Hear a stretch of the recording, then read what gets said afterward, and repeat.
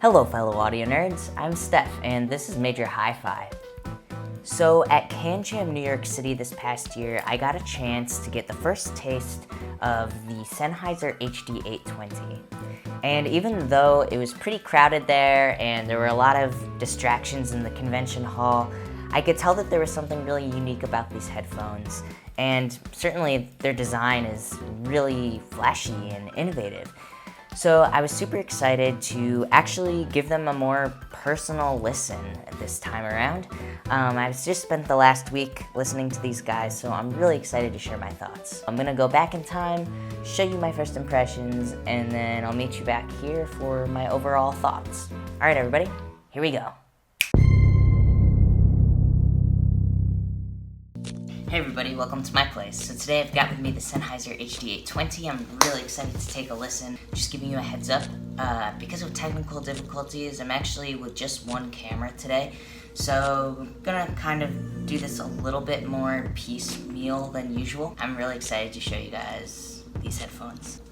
Alright, so let's see what's inside here. Yeah, this one looks like it's the 4-pin XLR. We've got another cable here. This is a 4.4 millimeter, and then the 1/4-inch connector. There's also a USB flash drive, and this has like the documentation and stuff. And then, yes, the headphones.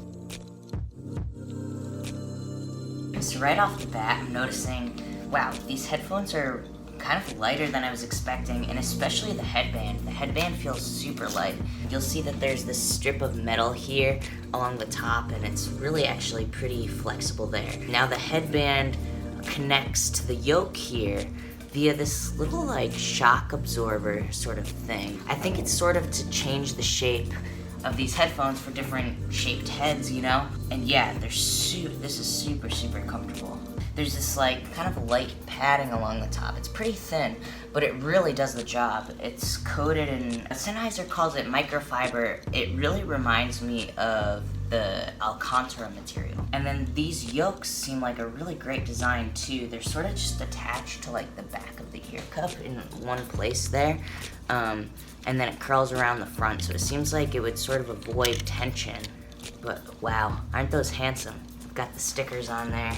Let me just take this off so you can get a better look. I guess, you know, the thing that most of you probably know, but if you don't know, the thing that's most sort of special about these headphones is the concave glass here, which Sennheiser says it basically reflects possible frequency resonances back into the inside absorbers of the ear cup. You can sort of see them on the side. I'm not, you know, right along here you can see them. Yeah, this just has like such a cool like industrial kind of look. And I also like the sort of like ridged next to like the smooth design here. It just looks like really, really cool. And putting these on my head,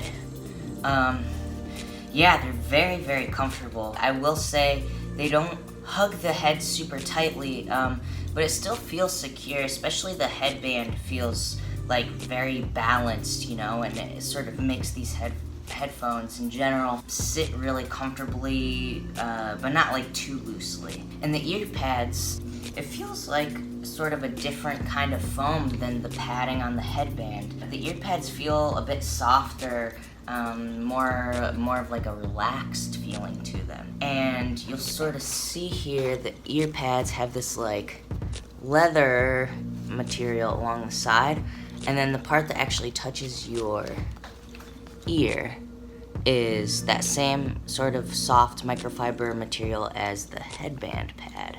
These pads are really big. There's a big hole there, so the ear really, putting these on, the ear really feels suspended between the, you know, the ear pads, which are touching around the ear, and then the drivers inside. These really sort of have like the same, like a very similar look and feel as the HD800 and HD800S, but of course these ones are closed back. I do want to take a closer look at the cables here. Comes with 3 cables, which I think is really, really cool. It's pretty clear by the design of these cables, just because of their sort of like largeness and their bulkiness, that these headphones are not meant for traveling with. They're not meant to be portable headphones. They're meant to be at-home headphones, stationary. One really good application I could see is if you typically listen to music at home, but you don't want to disturb the people around you, so you can listen with a really, high quality sound without having like the open back sound leaking out. I really love that there's the 4-pin XLR. This is balanced. There's the unbalanced 1/4 inch there, and then the balanced 4.4 millimeter. And in order to listen to these headphones, I've got with me the Klipsch Heritage amp and DAC. Listening through my laptop, probably through some WAV files that I have saved on here. Alright, so I'm all set up here. Let's take a listen.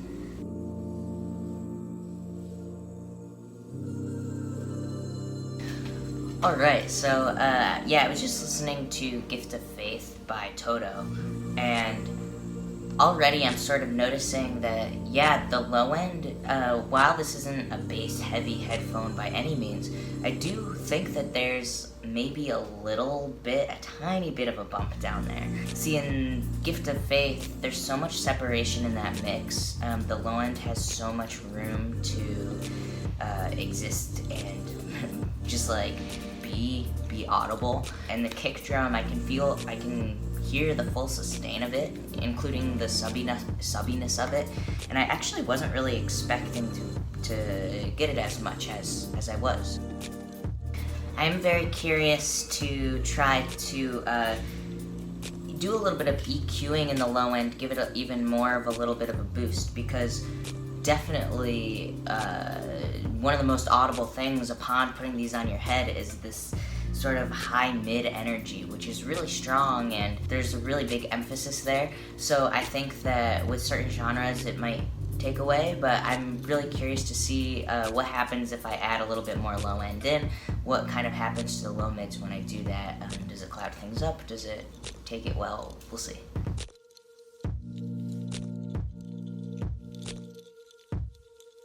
Wow. These headphones are sounding great with the classical music. I was just listening to a Brahms symphony, and I guess I'm not really surprised, since I think the HD800 and HD800S sound really great with classical music too.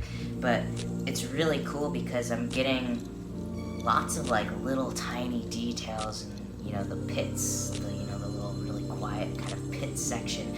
But then when everything kind of comes back in, I'm actually really able to follow the melody really well, even when the arrangement is very thick. And I think a lot of that has to do with this high mid emphasis I was talking about before.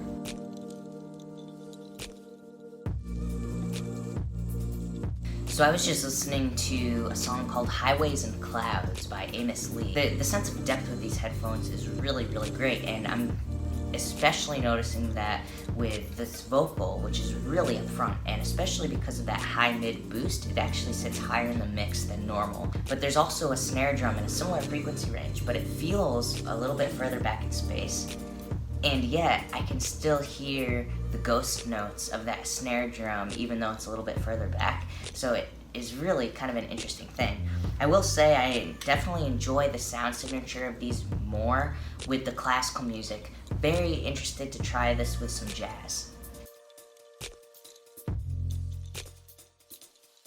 Great. I was just listening to a song by Buddy Rich called Big Mac, and I'm really, really enjoying the jazz with these, because the cymbals, for example, and of course I'm really trying to hear the drums, and I want them to come through in a lively, rich, and detailed way, right? So the cymbals, you really get like nice attack from it. I think that's coming from that high mid boost, but in terms of the high frequencies, it feels like the highs are have a little bit of an emphasis as well, but it's a very even sort of emphasis. In other words, I'm still getting harmonic richness from the cymbals and from the other drums in the mid-range there too.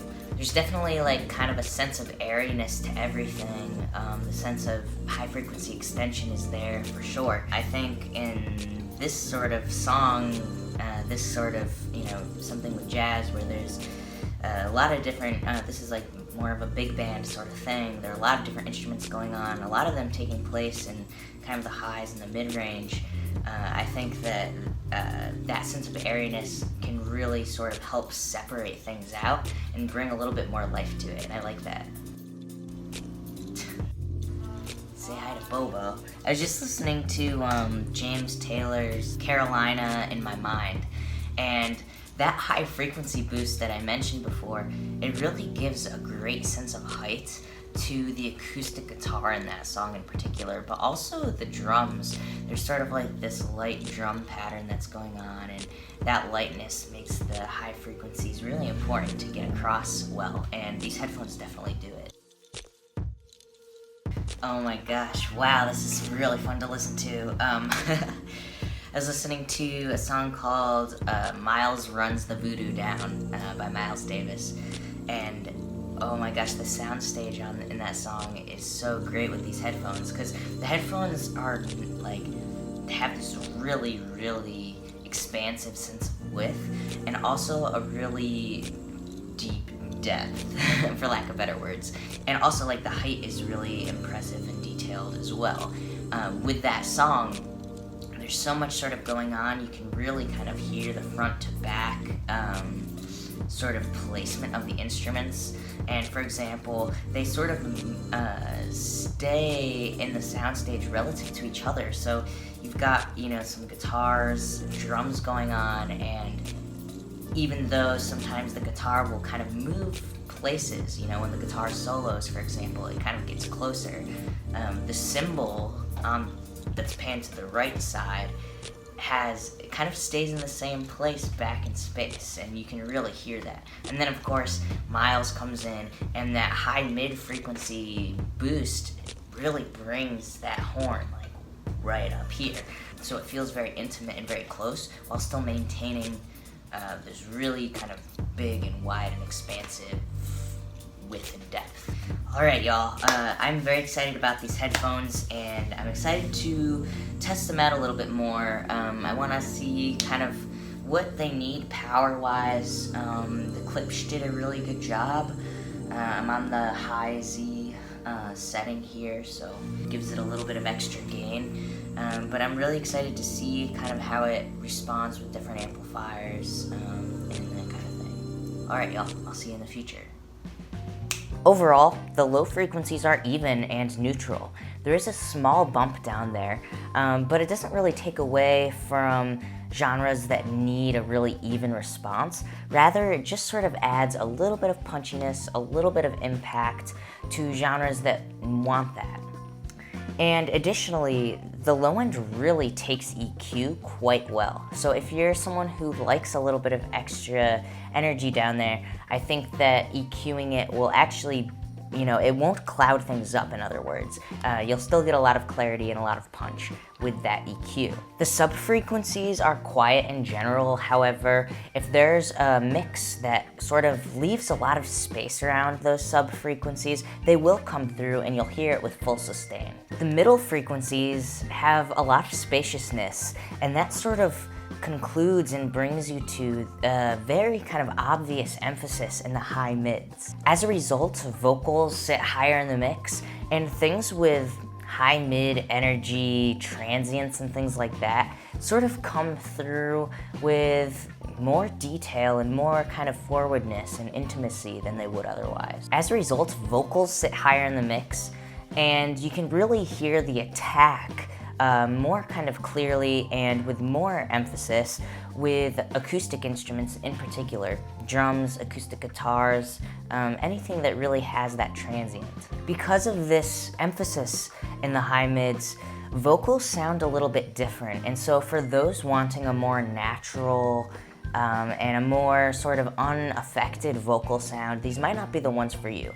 But for those looking for lots of detail with instrumental music, you'll really, really like these. For those listening to classical music, jazz music, even instrumental electronic music, I found that high-mid boost really sort of humanized the sound, because you can really sort of hear like the finger noise and string noise on frets.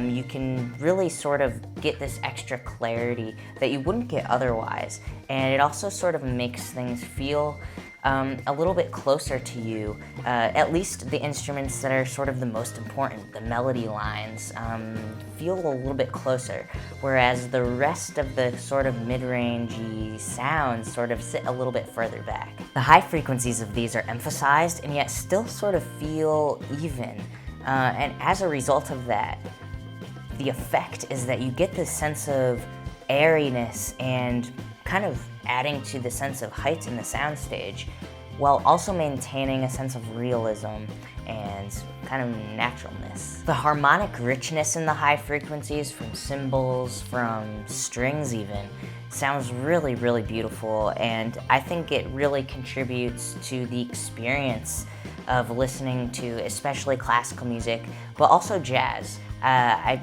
really sort of, sometimes, you know, a boosted high frequency and a high mid frequency doesn't quite work with some jazz recordings because they tend to be kind of bright and a little bit harsher, but I found that it didn't really feel harsh at all. And kind of on the other side, on another note, I found these extremely pleasant to listen to, especially those kinds of recordings with a tube amp. Whoa, you get all of this clarity, but it's still kind of like adds a little bit of warmth to it.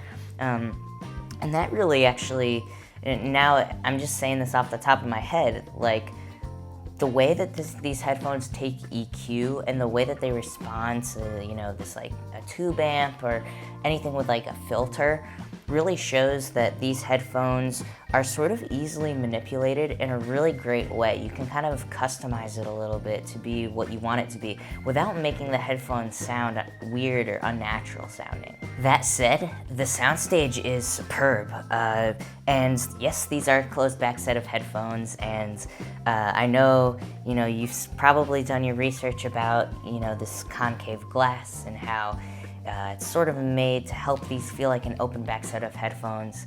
Well, I found that the width was very expansive, the sense of depth was totally there, and I really enjoyed the sense of height, especially because of that frequency, high frequency emphasis. And then that boost in the high mids that I've been mentioning this whole time actually really contributes in a very interesting way to the soundstage, I think. I really think that it helps to bring this wide soundstage back to a close, intimate experience. Things that live in that part of the frequency response kind of tend to sit a little bit closer, and those are things like vocals, anything that's like soloing really is going to be a little bit closer to you. And I think that's a really cool, I don't even know if it's intended feature, but it's just a really kind of cool thing, I think, that contributes to the soundstage as a whole. In conclusion, the Sennheiser HD820 is a super unique and really special headphone. It sort of is both fun and serious at the same time. It marries the sense of realism in the soundstage with a frequency response that has some character to it. And because of the way that it can be manipulated with EQ, with tubes, it's really kind of a versatile sound, as well as the number of cables, the different kinds of cables that come with it. It's really a versatile headphone and listening experience. I particularly found that the 4-pin XLR was my favorite way to listen to these. I felt like the soundstage became even more realistic. There's a little bit more quickness there, and the low end became a little bit tighter. So I like the 4-pin XLR myself. Alright everybody, thank you so much for watching. If you liked this video, be sure to give it a thumbs up. If you're curious about, seeing these a little bit closer with some bigger photographs and reading about my experience with them, I will leave a link in the description box below with a link to our website with my blog post about them. And additionally, if you like this video and you want to see more like this, be sure to hit the subscribe button. Alright everybody, thanks so much for watching, and I'll see you next time. Bye.